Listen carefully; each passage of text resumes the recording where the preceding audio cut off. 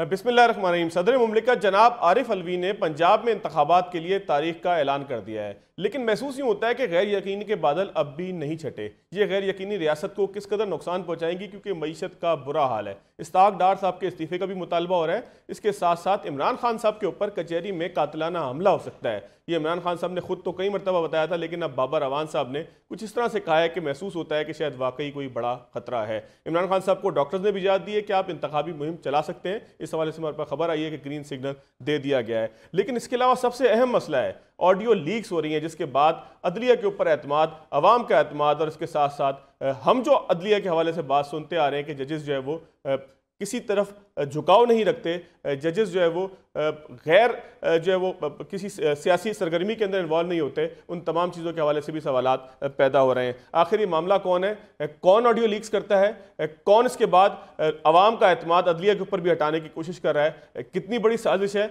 क्या ये वाकई हकीकत है। हमारे साथ मौजूद है इम्तियाज़ गुल साहब, जो है वो माहिर अमूर हैं, सियासी अमूर हैं, तजियाकार हैं। इसके साथ साथ मुन्ना आलम साहिबा एंकर पर्सन है, हमारे साथ मौजूद हैं। मुजम्मिल सहरवर्दी साहब भी हमें ज्वाइन करेंगे। आप तीनों मेहमानों का शुक्रिया। इम्तियाज़ गुल साहब, सदर पाकिस्तान ने तारीख का ऐलान तो कर दिया है पंजाब की, और KPK के अंदर भी जो है वो इलेक्शन कमीशन ने जो है वो तजवीज़ दे दी है कि तारीख का ऐलान कर दिया जाए गवर्नर साहब को।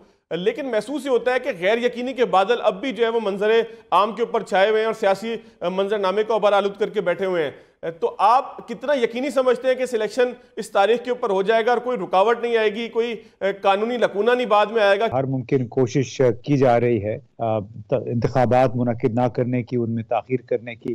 तो अब सुप्रीम कोर्ट का हुक्म है, सदर साहब ने भी उस पर दस्तखत कर दिए हैं, और अगर इस मुल्क में सुप्रीम कोर्ट का हुक्म ना माना जाए, सदर ममलिकत का हुक्म ना माना जाए, तो उसको अब आप फिर क्या कहेंगे? क्या फिर ये एक फंक्शनल रियासत रह जाएगी, या फिर महज ये उन लोगों के लिए है, ताकतवर, इस माशरे के ताकतवर हलकों के लिए है, चाहे वो यूनिफॉर्म वाले हैं, चाहे बगैर यूनिफॉर्म के हैं, यानी हमारे सियासतदान, जो कि हम आम तौर पे कहते हैं कि सियासी और फौजी अशराफिया।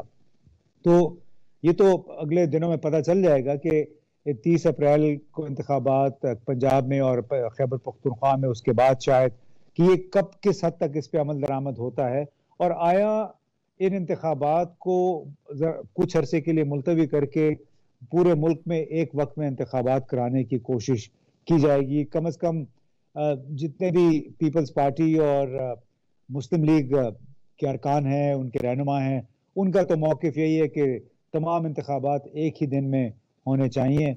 अगर ऐसा हुआ तो फिर ऐन मुमकिन है कि पंजाब में होने वाले या खैबर पख्तूनख्वा में होने वाले इंतखाबात में कुछ ताख़ीर हो जाए। लेकिन इम्तियाज़ गुल साहब, आप समझते हैं कि एक मुल्क जो डिफ़ॉल्ट के दहाने पे खड़ा हो, जहाँ पर जो है वो महंगाई किसी सूरत काबू ना आ रही हो, वहाँ पर हम इंतखाबात बार बार होने की, अगर इन्वर्टेड कॉमास के अंदर कहा जाए कि अयाशी को जो है वो अफोर्ड कर सकते हैं? आपको लगता है कि इंतखाबात इस तरीके से किस्तों में होने चाहिए? क्योंकि फिर ये असम्बलियाँ जब मुकम्मल करेंगी अपना टेन्योर, जब भी 5 साल बाद करेंगी, तो फिर दोबारा इसी तरीके से गैप आ जाएगा। तो सियासी क़यादत को बैठ कर कोई हल निकालने की गुंजाइश आपको नजर आती है? तो देखिए, आप उसमें अपने सवालात में खुद ही जवाब भी दे रहे हैं ना, और बुनियादी तौर पे यह है कि कोई मुख्तलिफ औकात में इंतखाबात होना कोई अनहोनी बात नहीं है। दुनिया भर में, हमारे पड़ोसी मुल्क का, भारत में, जर्मनी में, अमेरिका में, जितने भी बड़े ममालिक हैं, वो सूबाई इंतखाबात, डिस्ट्रिक्ट काउंसिल्स के इंतखाबात और कौमी इंतखाबात मुख्तलिफ तारीखों में होते रहते हैं। इसमें कोई कानूनी सुकम नहीं है, कोई इसमें कोई तामुल किसी को नहीं होना चाहिए। की बात है तो अखराजात जाहिर है मौजूदा सूरत हाल में पाकिस्तान मुश्किल हालात में है, लेकिन मुश्किल हालात का ये भी दूसरा पहलू है कि हुकूमत इस वक्त जो कुछ कर रही है, तरक्याती फंड्स के नाम पे जितने पैसे मुख्तस हो रहे हैं, अपने इत्तेहादियों को दिए जा रहे हैं, उस पर भी फिर मुकम्मल तौर पे कांटा लगा देना चाहिए। तो ये कुछ सिलेक्टिव कंसिडरेशन नहीं हो सकती कि सिर्फ आप इंतखाबात की खातिर अखराजात जो हैं या पैसे बचाने की कोशिश करें। किसी भी पाकिस्तान जैसे मुल्क के लिए 20, 30, 40 अरब रुपए की कोई हैसियत नहीं है। ये तो हमारे हुक्मरान वैसे ही साल भर में बांटते रहते हैं। ये बड़ा ये मफरूजा या ये जो स्टेटमेंट है, मौक़िफ़, ये इसमें कोई बहुत ज़्यादा वजन नहीं है। सिर्फ दुनिया भर में जिस तरह इंतखाबात साल भर होते रहते हैं, अगर यहाँ भी हो जाए तो उसमें कोई मजाका नहीं है। इसको बहाना बना के इंतखाबात का इल्तवा नहीं करना चाहिए। बिल्कुल ठीक है मुजम्मिल साहब, मैं आपकी तरफ आता हूं। इम्तियाज साहब, मैं दोबारा आपकी तरफ आऊंगा। मुजम्मिल साहब ये फरमाइएगा, इम्तियाज गुल साहब कहते हैं कि जी हुकूमत के और भी बहुत सारे अखराजात हैं, तो सिर्फ यही खर्चा क्यों हुकूमत को नजर आ रहा है? कि राना सनाउल्लाह भी कहते हैं हमारे पास देने के लिए पैसे नहीं है। इलेक्शन कमीशन को भी ये बावर कराया जा रहा है, खुद चीफ इलेक्शन कमिश्नर ने कहा कि जी मेरे रास्ते में रुकावट है डोगर केस में जब वो पेश हुए। तो आखिर हुकूमत को खौफ किस बात का है? अब अगर इंतखाबात से अगर सियासी जमातें भागेंगी, जाएंगी कहाँ? देखिए, मेरे नहीं ख्याल में कोई सियासी जमात इंतखाबात से भाग सकती है, क्योंकि इंतखाब तो बहरहाल होना है। लेकिन क्या मुल्क की एक सियासी जमात जो है वो मुल्क का सारा निज़ाम तय कर सकती है? लेकिन जिन ममालिक की हमें मिसालें दी जाती हैं कि वहाँ सारा साल इंतखाब होते रहते हैं, वहाँ सूबों में इकट्ठे नहीं होते हैं, उन ममालिक में निगरान हुकूमतें बनती हैं। बिल्कुल ठीक कह रहे हैं। ठीक है ना। यहाँ तो ये कहें कि उन ममालिक में भी निगरान हुकूमतें बनती हैं और निगरान हुकूमतों के ज़ेरे तमाम इंतखाबात होते हैं, तो फिर सारा साल होते रहते हैं। लेकिन ना आप एप्पल को एप्पल से कंपेयर करेंगे ना, कि एप्पल को ऑरेंजेस से कंपेयर करके, तो फिर अपनी मर्जी का जवाब और अपनी मर्जी का बयानिया उसमें से ढूंढने की कोशिश करेंगे। तो रुकावट क्या है मुजम्मिल साहब? फिर इंतखाबात के रास्ते में रुकावट क्या है? इकट्ठे होने चाहिए किसी एक सियासी जमात। ये कोई खिलौना तो नहीं है इंतखाबात के, मुझे नहीं पसंद है अब दोबारा से मैं कराना शुरू कर दूंगा, मैं इस्तीफे देने शुरू कर दूंगा। आप पार्लियामान को टॉय तो ना बनाएं। आईन में उसकी इजाजत है, तो वो इजाजत इसलिए तो नहीं है कि आप उसको खेल बना लेंगे। खेलने की इजाजत तो नहीं है मुल्क के साथ। मेरा मतलब है, या तो मुल्क में निगरान हुकूमतों का पाकिस्तान में सिस्टम ही ना होता, सिटिंग गवर्नमेंट ने इंतखाब कराना होता। आप कंपेयर कर लेते हैं हमें भारत के साथ, अमेरिका के साथ, बरतानिया के साथ, और जिस वहाँ निगरान हुकूमतें बनती हैं वहाँ इंतखाबात के हवाले से ऐसे सवाल उठते हैं। वहाँ निगरान हुकूमतों पर सवाल होते हैं कि मेरी मर्जी की निगरान हुकूमत नहीं बनी, लिहाजा मुझे इंतखाब कबूल नहीं है। वहाँ तो सिटिंग गवर्नमेंट बैठ के इंतखाब कराती है। तो इसलिए पाकिस्तान के बारे में बात पाकिस्तान के आइन और पाकिस्तान के मारूजी हालात की रोशनी में की जाए। ये नहीं है कि जब आपको पसंद हो तो आप मगरिब की मिसाल ले आए, और जब पसंद ना हो तो भारत की ले आए। जब जहां से जो पसंद हो वो उठा के लाकर एक हलीम पका लें। लेकिन मुजम्मिल साहब अब क्या होगा? ऐलान तो हो गया, सदर पाकिस्तान ने 30 अप्रैल का ऐलान कर दिया है, तो ऐलान के बाद अब क्या क्या ऑप्शन ऐसे मौजूद हैं कि इंतखाबात को साथ करवाया जाए? हुकूमत के पास कोई ऑप्शन है अभी? हम इलेक्शन कमीशन कुछ करेगा? ये मुझे नहीं पता, मैं कोई ज्योतिषी हूँ, पर मुझे नहीं लगता कि पंजाब और केपी के अलाके, ये तो पाकिस्तान का अगले 20 साल के लिए इंतखाबी निज़ाम खराब हो जाएगा। इसके बाद भी जब इंतखाब होने होंगे तो पंजाब और केपी के पहले हो जाएंगे, मरकज के बाद में होंगे। ये तो आप पूरा साइकिल अगले 50-100 साल के लिए खराब कर देंगे, और फिर हमेशा ही इस मुल्क में कभी शफाफ इंतखाबात या निगरान हुकूमतों का कॉन्सेप्ट ही फ्लॉप हो जाएगा जो आप करने जा रहे हैं। बिल्कुल ठीक है। बाद फिर आप आइन में तरमीम करेंगे कि इसके बाद निगरान हुकूमतों की जरूरत नहीं होगी, आप चाहे 6-6 महीने बाद इंतखाब कराते रहें। मुजम्मिल साहब एक मिनट तवक्कुफ कीजिएगा, मैं इम्तियाज साहब से भी इस बात का जवाब लूँ। इम्तियाज साहब, apple to apple comparison Muzammil साहब कहते हैं कि ये नहीं है कि हम मिसाल दें मजबूत जमहूरियतों की, और जब अमली तौर पर हमारी जमहूरियत इतनी कमज़ोर हो कि जहाँ पर कोई रिवायत ही ना हो। देखिए, मैं सिर्फ इतना ही कहूँगा कि मुजम्मिल साहब का जो आर्ग्यूमेंट है, जो तर्ज इस्तेदलाल है, उससे एक ही मैं नतीजा निकाल सका हूँ कि दुनिया भर में जितने तजुर्बे हुए हैं, कामयाब तजुर्बे हुए हैं, पाकिस्तान को उनसे सीखे बगैर जो गुज़श्ता 40-50 साल से एक निज़ाम चला आ रहा है उसी पे रहना चाहिए। बिल्कुल ऐसे ही जैसे फाटा के लोग कहा करते थे, कई जो वहाँ के जो मलिक होते थे, वहाँ की जो अशराफिया थी, कि फाटा का बड़ा बेहतरीन निज़ाम है, इससे हमें नहीं निकलना चाहिए, हमें पाकिस्तान वाला निज़ाम नहीं चाहिए। तो अर्ज़ मेरी ये है कि दुनिया भर में इम्प्रूवमेंट होती है, बेहतरी होती रहती है, लेकिन जिस मुल्क में झूठ का राज हो, जिस मुल्क में मुनाफिकत कूट कूट के भरी हो लोगों में, सियासतदानों में, उसमें यही आर्गुमेंट्स आपको सुनने को मिलेंगे, क्योंकि ये आर्गुमेंट, ये दलाइल उनको, उनके मफादात को सूट करते हैं। बेहतरी दुनिया भर में होती है, कदम ब कदम होती है, और जो मिसाल चाहे भारत है, चाहे अमेरिका है, चाहे जर्मनी है, हर जगह पे हर सब ने एक दूसरे से सीख के वो आगे आए हैं, उनके निज़ाम पुख्ता हुए हैं, मैच्योर हुए हैं। लिहाजा आप इसी एक आर्गुमेंट को, इस दलील को रगड़ते रहे कि जी जो कि पाकिस्तान एप्पल है और लिहाजा इसका मुवाजना आप सिर्फ एप्पल ही के साथ करेंगे, गाजर के साथ और दूसरे फल के साथ नहीं करें, बड़ी फजूल किस्म का ये आर्गुमेंट है और बड़ा रजत पसंदाना ये मैं समझता हूँ दलील है। इसका ये मतलब है कि हमें निज़ाम को बेहतर बनाने की कोशिश ही नहीं करनी चाहिए। बिल्कुल ठीक है। मुजम्मिल साहब कुछ जवाब देना चाहेंगे? इम्तियाज साहब कहते हैं कि जी निज़ाम को बेहतर करने के लिए उसी जगह से सीखना है कि जहां पर कुछ मिसाली काम हो रहा हो, अच्छा काम हो रहा हो। आप क्या कहेंगे? देखिए, वहां से सीखना है तो उसके लिए आइन में तरमीम करनी पड़ेगी ना। आप निगरान हुकूमतों का कॉन्सेप्ट खत्म करेंगे तो कैसे करेंगे? आइन में तरमीम करके करेंगे ना। मैं तो ये कह रहा हूँ कि अपनी मर्जी की उन्होंने हुकूमतें निगरान बनाई हुई हैं और इनसे क्या चाहते हैं? देखिए ना, ये तो आप एक सियासी जमात का नैरेटिव बयान कर रहे हैं। मैं आप क्या कर रहे हैं? आप भी तो वही काम कर रहे हैं भाई। नहीं, मैं एक कॉन्स्टिट्यूशनल जो अता तारड़ दिन रात कह रहे हैं, जो ख्वाजा आसिफ कह रहे हैं दिन रात, जो मरियम सफदर कह रही है, आप तो वही बातें कर रहे हैं। लेकिन इम्तियाज साहब, इम्तियाज साहब एक मिनट, एक सेकंड मुजम्मिल साहब को बात मुकम्मल करने दें, मैं आता हूं आपकी तरफ। मैं कॉन्स्टिट्यूशनल बात कर रहा हूं। ये बड़ी बड़ी सती किस्म की गुफ्तगू है। यहाँ पे तो मुझे समझ नहीं आती कि ये तजियाकार के तौर पे बैठे हैं या एक सियासी जमात के कारकुन के तौर पे बैठे हैं। मैं मिसालें कुछ दे रहा हूँ, ये उसके जवाब कुछ दे रहे हैं। मुझे तो समझ नहीं आती। आप ज्वाइन कर लें बुनियादी तौर पे, ये तजियाकार कैसे बन गए? आप पीटीआई ज्वाइन कर चुके हैं, अब आप तजियाकार नहीं रहे हैं। यही तो मसला रह गया हमारे लिए कि अब आप उसके पीटीआई के कारकुन के रूप में तजियाकार के तौर पे आ जाते हैं। मैंने एक आईनी बात की है कि पाकिस्तान में निगरान हुकूमतें बनती हैं और हमारे यहाँ इन निगरान हुकूमतों के ज़ेरे तमाम इंतखाबात होती हैं। ये एक आईनी बात है, इसमें किसी सियासी जमात की बात है ही नहीं।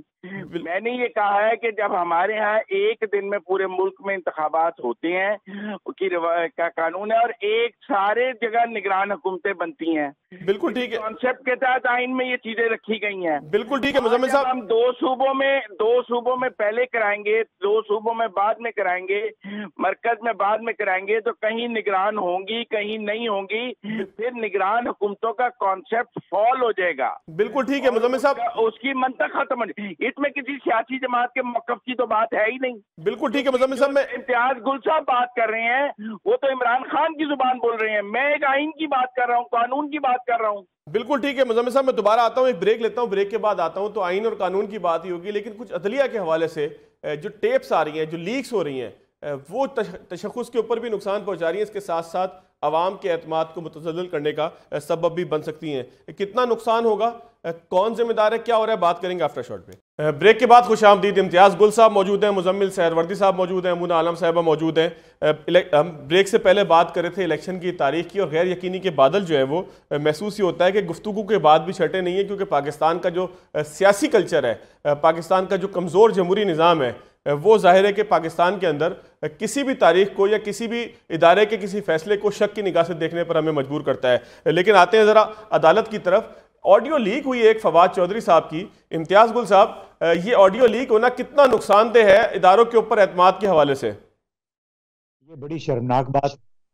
यहाँ पे इस मुल्क में कोई पूछता नहीं है कि ये ऑडियो लीक करने वाला कौन है। यानी ये आपको जोड़ तोड़ के ऑडियो वीडियो सुना तो देते हैं, दिखा देते हैं, लेकिन आज तक हमारे बेशुमार साथियों में से अक्सर ने ये सवाल नहीं उठाया कि ये किया किसने है और आया ये बुनियादी हुकूक की खिलाफ वर्जी है कि नहीं। तो कतई नज़र इसके कि उसमें क्या हुआ है, आपका सबसे बड़ा, बहुत बड़ा ये हमला है निजी जिंदगी पे, प्राइवेसी पे। और इस हवाले से तो मेरे ख्याल है सुप्रीम कोर्ट में एक पिटीशन भी पड़ी हुई है, वो अब यहाँ के हालात की वजह से पस मंज़र में चली गई है।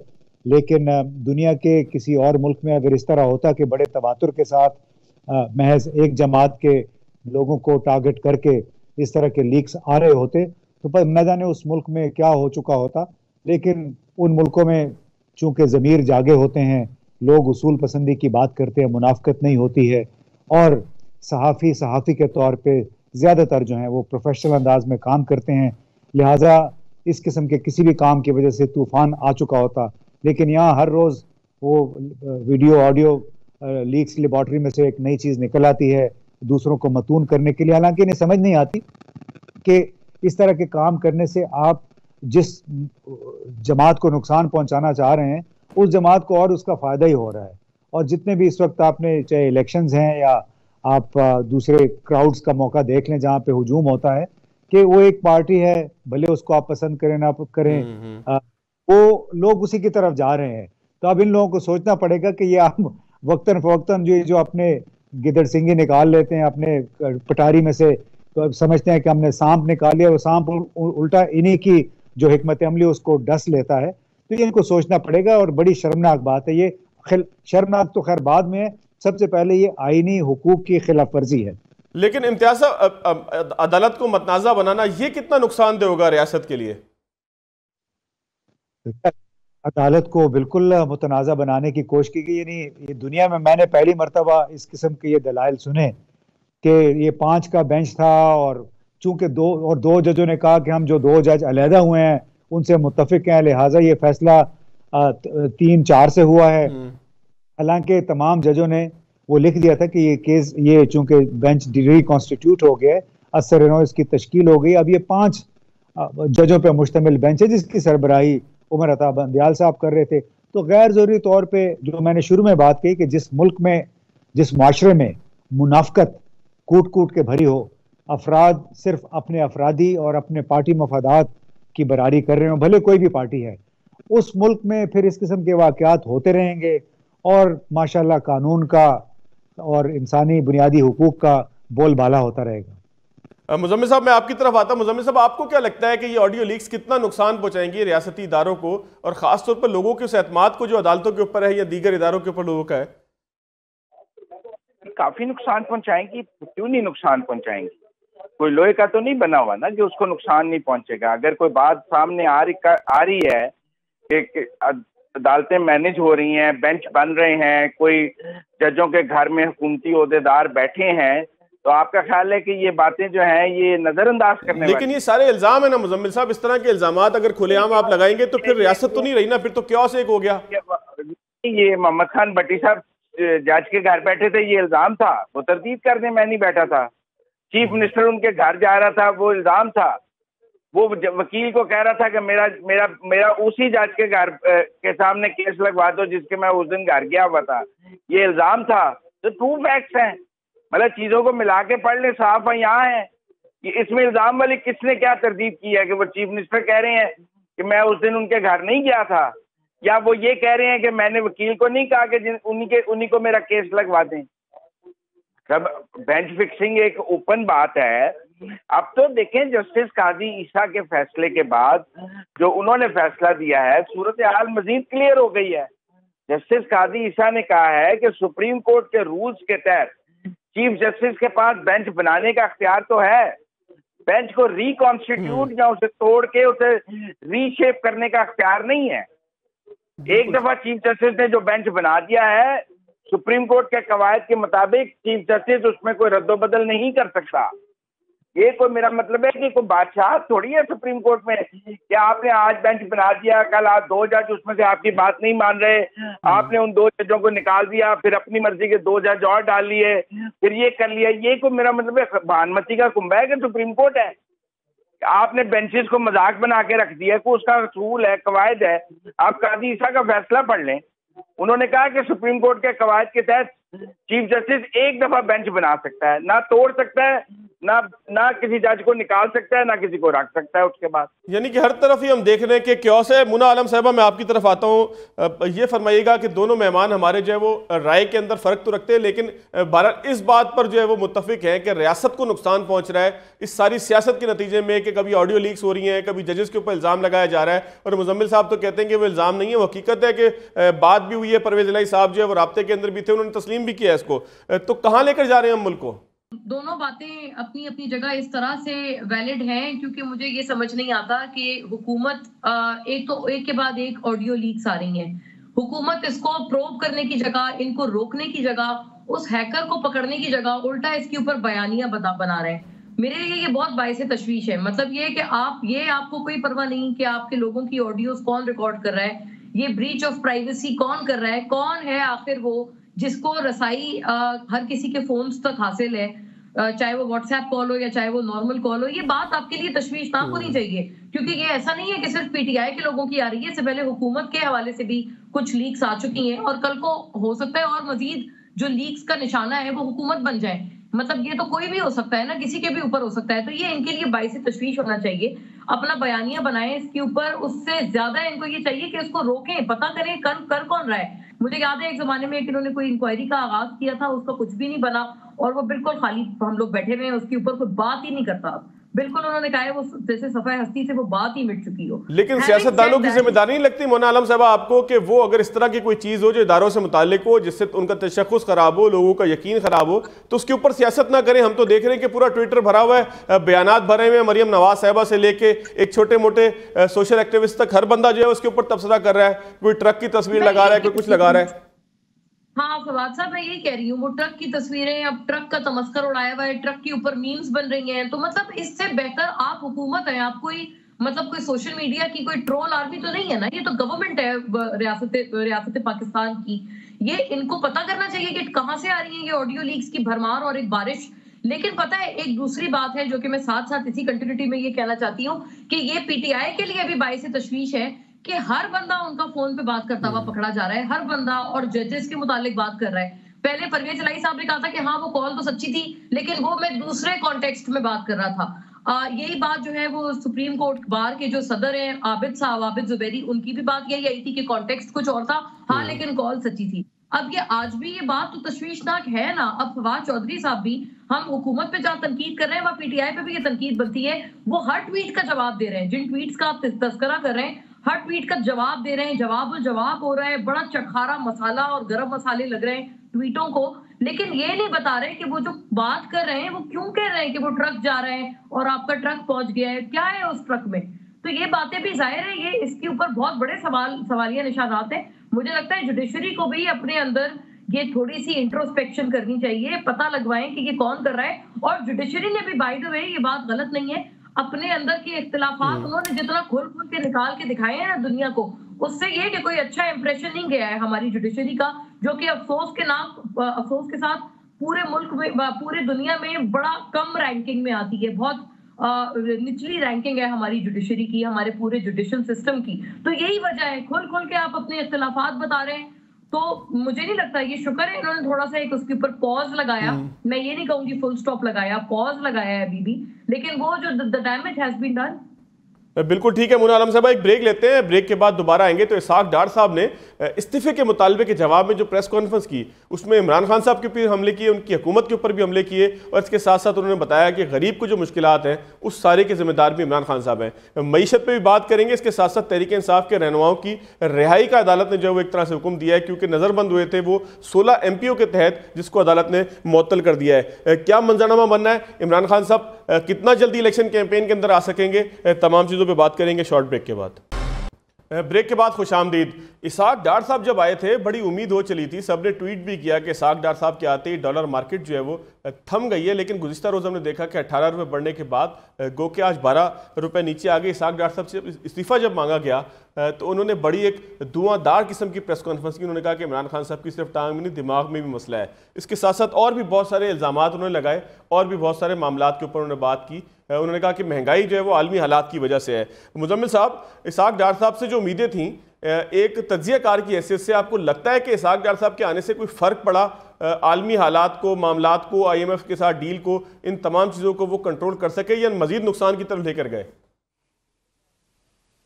मैं नहीं समझता इसाक डार साहब के आने से कोई फ़र्क पड़ा है। मैं समझता हूँ कि मिफ्ता इस्माइल की कॉन्टीन्यूटी ज़्यादा बेहतर रहती है। डार साहब ने 6 माह पाकिस्तान के भी और मुस्लिम लीग नून के भी ज़ाया किए हैं।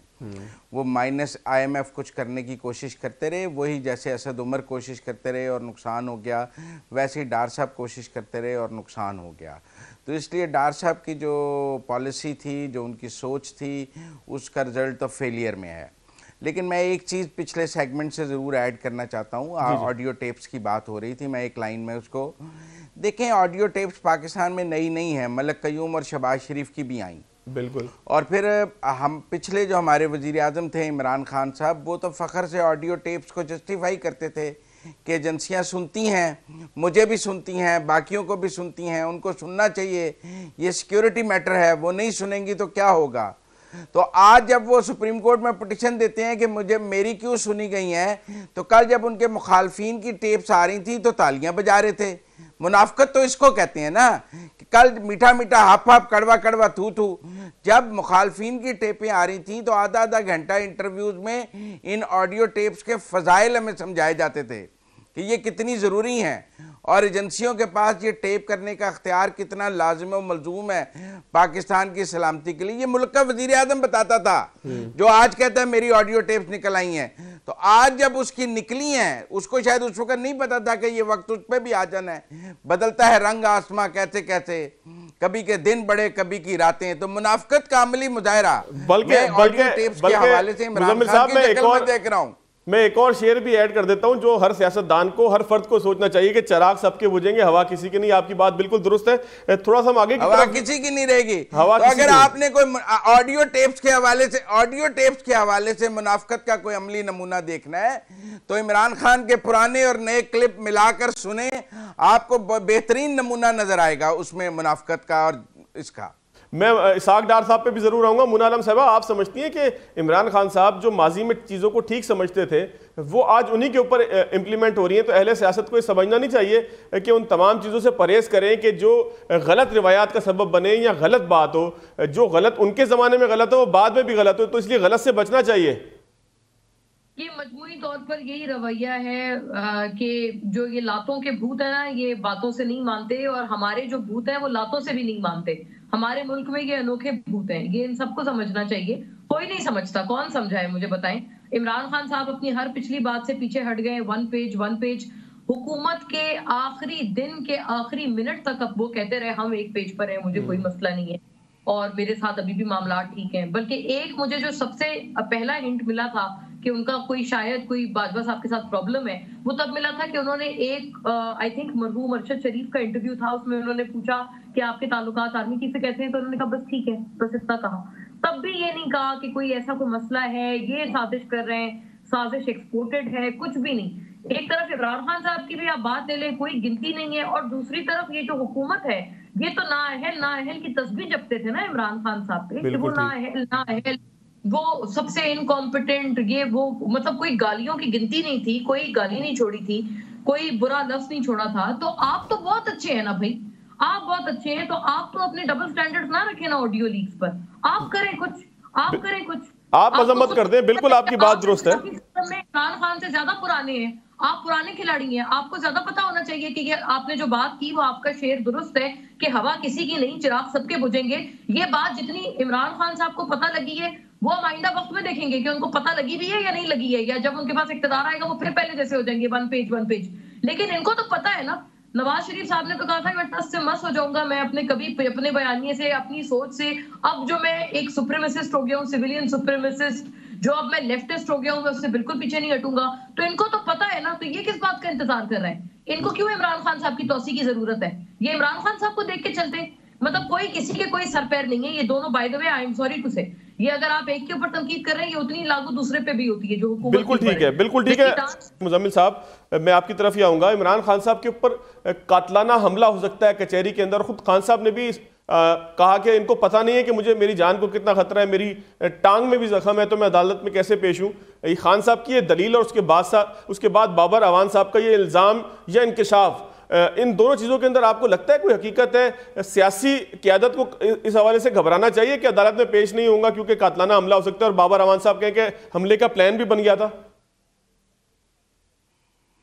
कातलाना हमला हो सकता है, जलसे में कातलाना हमला हो सकता है, लाहौर से इस्लामाबाद जो है मोटरवे पे जुलूस की सूरत में जा सकते हैं।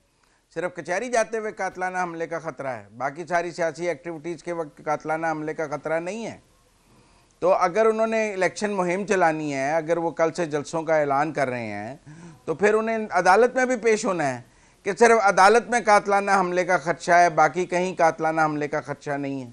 फिर अदालत उनके घर में ले आते हैं चलाकर, अदालत को दरख्वास्त करते हैं कि वो चल कर उनके घर आ जाए और वहाँ आकर उनको उनकी दहलीज पर इंसाफ मुहैया कर दे। कैसी मंतक है ये? मेरा मतलब है कि इस तरह तो हर बंदा कल अदालत में जाके दरख्वास्त दे देगा मेरी जान को खतरा है, मैं नहीं पेश हो सकता। अदालत ने भी आज बड़े सख्त रिमार्क्स पास किए हैं मुजम्मिल साहब इस हवाले से। लोग दुश्मनदार लोग हैं, लोगों की दुश्मनियां हैं, लोग कत्ल के मुकदमात की पैरवी में जाते हैं, कातिल और मकतूल दोनों के वर्षा अदालतों में आमने सामने खड़े होते हैं, दोनों की जानों को खतरा होता है, फिर वो दोनों कहते हैं कि हमारे तो पहले ही कत्ल हो गए हैं, अब हम अदालतों में भी जाएं। मुजम्मिल साहब, मैं इम्तियाज साहब से भी जरा पॉइंट ले लूं। इम्तियाज साहब, इमरान खान साहब का पहले कहना था कि जी मेरे पे कातलाना हमले का खतरा है, और फिर आज बाबर अवान साहब ने भी कहा कि कचहरी के अंदर हमला हो सकता है या उसके इम्कानात हैं और उसके जो वो टास्क किसी को दिया गया है। तो आप समझते हैं कि खान साहब की जान को खतरा है, उन्हें अदालतों में पेश नहीं होना चाहिए, साथ जलसे भी नहीं करने चाहिए? नहीं, देखें, कातलाना हमले का खदशा एक बात है, अदालतों में पेश होना या जलसे करना वो एक अलग बात है। सियासी लीडर हर दुनिया भर में उन्हें इस किस्म के ख़तरात दरपेश होते हैं, लेकिन ज़रूरी नहीं है कि वो उन ख़तरात को एक बहाना बना के ज़रूरी काम जो है या कानूनी काम है वो अदा करने से उसको एक बहाना बना लें। तो ये मुख्तलिफ बातें। अब अगर उनके लोग कहते हैं कि उनको ख़तरा होगा, लेकिन बहरहाल कानून की आवाज़ पे लब्बैक कहना, चाहे वो कोई भी शख्स हो, कोई भी लीडर हो, कोई भी पार्टी हो, सब पे लाजिम है। बाकी अपने लिए हर सियासतदान अपने अपने हिसाब से बयानिया बनाता है। अब इमरान खान साहब और उनके साथी भी अपना बयानिया बना रहे हैं, इससे कोई इनकार नहीं कर सकता, ना ही उन्हें ऐसे कोई मना कर सकता है। बिल्कुल ऐसे ही जैसे नवाज शरीफ साहब या शहबाज शरीफ साहब या जरदारी साहब ने अपना अपना एक बयानिया बनाया हुआ है, अपनी अपनी तौजीहात वो गढ़ते रहते हैं अपने बयानिए के हक में। यही काम अब इमरान खान साहब कर रहे हैं, क्योंकि जहाँ तालाब अगर गंदी मछलियों से भरा हुआ हो तो उसमें कोई बिल्कुल पवित्र साफ सुथरा रह के मैं नहीं समझता कि सरवाइव कर सकता है। बड़ी अच्छी आपने मिसाल दी इम्तियाज गुल साहब। बिल्कुल आखिरी में मुन्ना आलम साहबा से कमेंट लूंगा। मुन्ना आलम साहबा, 30 सेकंड है आखिरी, आप क्या कमेंट करेंगे जो गुफ्तगू हमारी हो रही थी इमरान खान साहब की अदालत के हवाले से पेश में? जाहिर है, देखिए ये तो बात है ना कि उनके बड़े इसमें अलग अलग स्टैंडर्ड्स हैं। जो ये मामला है कि वो अदालत में पेश होंगे या नहीं होंगे, अभी ये खबर आई है कि डॉक्टर ने इमरान खान साहब को सियासी सरगर्मियों के लिए फिट करार दे दिया है। बिल्कुल, ये इत्तेफाक तब हुआ है जब सुप्रीम कोर्ट ने ऐलान कर दिया इलेक्शन का। इससे एक दिन पहले भी ये इत्तेफाक ना हो सका, और अगर ये हो गया है, मैं इमरान खान साहब को बहुत गुड विशेस देती हूँ, अल्लाह उनको मुकम्मल सेहत याब करे।